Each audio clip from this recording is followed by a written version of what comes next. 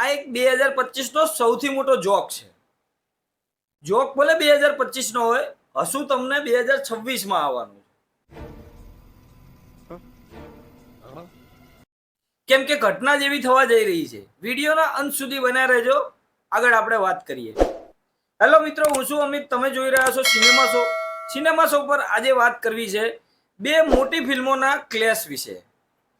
9 જાન્યુઆરી 2026 એ Gujarati industry માટે બહુ ભારે થવાની છે.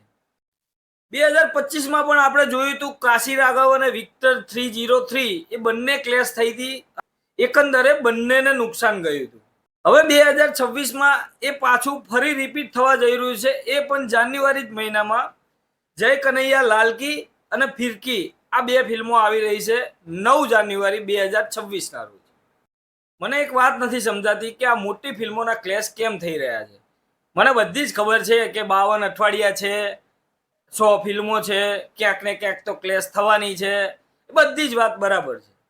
પણ જે અઠવાડિયે ગુજરાતી ફિલ્મો નથી આવતી ત્યારે કેમ તમે ત્યાં રિલીઝ નથી કરતા અને 2 ફિલ્મો, 3 ફિલ્મો, 4 ફિલ્મો સાથે ક્લેશ કરો છો? તો આનો જવાબ કોઈ પાસે નથી. એમ લાગે છે કે મોટી ફિલ્મો આવે છે એટલે એના ડરથી નથી કરતા. તો અહીંયા શું કરી રહ્યા છો? 4 ફિલ્મો એક સાથે રિલીઝ કરીને કયો તમે ફાયદો શોધી રહ્યા છો? સીધી વાત છે, અમને કોઈ ફરક નથી પડવાનો, કેમ કે અમારે તો બંને ફિલ્મો જોવાની છે, બંનેના રિવ્યુ કરવાના છે, એટલે વારાફરતી એક પછી એક જોઈ આવશું. વાત અહીંયા આવે છે દર્શકોની. દર્શકો માંડ એક તો વર્ષે 4, 5, 6 ફિલ્મો ગુજરાતીની થિયેટરમાં જોવે છે અને એ દર્શકોને નિરાશ કેમ કરો છો? અને એ પાછી બંને ફિલ્મો એક જ જોનરની, કોમેડી ફેમિલી ડ્રામા જેવી. દર્શકો નિરાશ એ જ થવાના છે કે 2 ફિલ્મો એક સાથે આવે તો દર્શકો એક જ જોવાના છે. ગુજરાતમાં આપણને ખબર છે કે એવી જ ફિલ્મો ચાલે છે કે જે મોટી સ્ટારકાસ્ટ હોય, મોટું પ્રોડક્શન હાઉસ હોય, એવી જ ફિલ્મો વધારે પડતી વર્ક કરે છે બોક્સ ઓફિસ પર. તો અહીંયા આટલી મોટી સ્ટારકાસ્ટ, આટલું મોટું પ્રોડક્શન હાઉસ, તો 2 ફિલ્મો ક્લેશ કરવાની જરૂર મને બિલકુલ લાગતી નથી.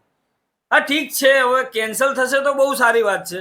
બાકી જો આ ક્લેશ થયો ને તો સૌથી વધારે ગુજરાતી ઇન્ડસ્ટ્રીનો સૌથી મોટો જોક આ 2026માં થવાનો છે. કઈ ફિલ્મ છે એની વાત કરું તો જય કનૈયા લાલકી, જે બંગાળી પ્રોડક્શન હાઉસ છે, અત્યારે ગુજરાતમાં આવ્યું છે જય કનૈયા લાલકી ફિલ્મ લઈને 9 જાન્યુઆરી 2026ના રોજ. આની સ્ટારકાસ્ટ જુઓ તમે, સિદ્ધાર્થ રાંદેરિયા સર છે એટલે વાત જ જવા દો. એમની ફિલ્મો ગુજરાતી બોક્સ ઓફિસ પર વર્ક કરે જ છે. વૈશાલી ઠક્કર, હિતુ કનોડિયા જેવા કલાકારો પણ સાથે છે, સાથે શ્રેય મારડિયા પણ છે. અને આની સાથે મજાની વાત તો એ છે કે આ બંને ફિલ્મો એક જ ડિરેક્ટરની છે. કદાચ ઇતિહાસમાં આવું પહેલી વાર થવા જઈ રહ્યું છે કે એક જ ડિરેક્ટરની 2 ફિલ્મો એક જ સાથે, મોટી ફિલ્મો એક સાથે રિલીઝ થશે. ડિરેક્ટર ધર્મેશ મહેતાની આ ફિલ્મ છે. બીજી ફિલ્મની વાત કરીએ તો ફિરકી, જે હિન્દી કલાકારોને લઈને આ વખતે આવી રહી છે. કોકોનટ મોશન પિક્ચરની આ ફિલ્મ છે. હવે તમને બધાને ખબર જ છે કોકોનટ મોશન પિક્ચરની ફિલ્મો કેવી હોય છે અને બોક્સ ઓફિસ પર વર્ક કેવી કરે છે. તો પછી આ ક્લેશ શું કામ? જોની લીવર, વત્સલ શેઠ, ઈશા કંસારા જેવા કલાકારો આપણને આ ફિલ્મની અંદર જોવા મળશે. બ્રિજેશ હિરજી પણ, જે હિન્દીમાં કોમેડી ખૂબ જબરજસ્ત કરે છે, એ પણ આ ફિલ્મની અંદર જોવા મળવા. એ પણ ડિરેક્ટર ધર્મેશ મહેતાના ડિરેક્શનમાં આ ફિલ્મ પણ બનવાની છે. જાન્યુઆરી મહિનો બહુ ભારે છે. બસ શું થશે મને ખબર નથી. તમે જો આ ક્લેશ યોગ્ય માનો છો કે નહીં એ મને કોમેન્ટ બોક્સમાં જરૂરથી કહી દેજો. તમારું શું માનવું છે એ જ મારે જાણવું છે. બાકી ઇન્ડસ્ટ્રીને તો હવે કંઈ કહેવાનું થતું નથી, એમની ઈચ્છાની વાત છે. આપણે ફિલ્મો જોવાની છે, રિવ્યૂ કરવાના છે. તમારા સુધી રિવ્યૂ 100% બંને ફિલ્મોના આવી જશે. શું માનો છો આ ક્લેશ વિશે? મળીએ મિત્રો નેક્સ્ટ વિડીયોમાં નવી ફિલ્મની વાતો સાથે સિનેમા શો.